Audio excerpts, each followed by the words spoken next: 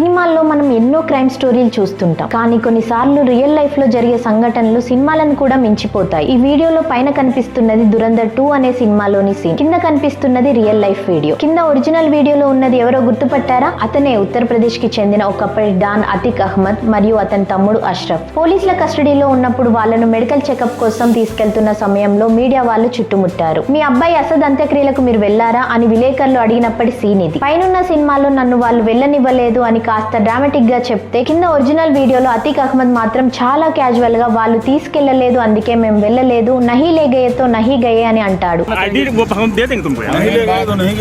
కానీ ఈ వీడియో వెనుక ఉన్న అత్యంత భయంకరమైన నిజం ఏంటంటే, వాళ్ళు ఆ మాట అన్న కొన్ని క్షణాల్లోనే ఆ లైవ్ కెమెరాల ముందే వాళ్ళిద్దరిని కొందరు కాల్చి చంపేశారు. దేశవ్యాప్తంగా సంచలనం సృష్టించిన ఆ లైవ్ మర్డర్ సీన్ కి ముందు జరిగిన ఈ సంభాషణను, ఆ వాతావరణాన్ని ఈ సినిమాలో ఎంత పర్ఫెక్ట్ గా చూపించారో కదా. ఇలాంటి రియల్ లైఫ్ క్రైమ్ స్టోరీలను, అందులోనూ లైఫ్ లో జరిగిన హత్యల నేపథ్యాన్ని సినిమాలు లేదా వెబ్ సిరీస్ లుగా తీయడం కరెక్టేనా? దీనిపై మీ అభిప్రాయం ఏంటో కమెంట్స్ లో చెప్పండి. రియల్ కి మధ్య ఉన్న ఈ షాకింగ్ కంపారిజన్ మీకు నచ్చితే ఈ వీడియోని లైక్ చేసి మీ ఫ్రెండ్స్ కి షేర్ చేయండి. జై హింద్. ఈ విషయం గురించి ఇంకా క్లియర్ గా తెలుసుకోవాలంటే ఫుల్ వీడియో చూడండి.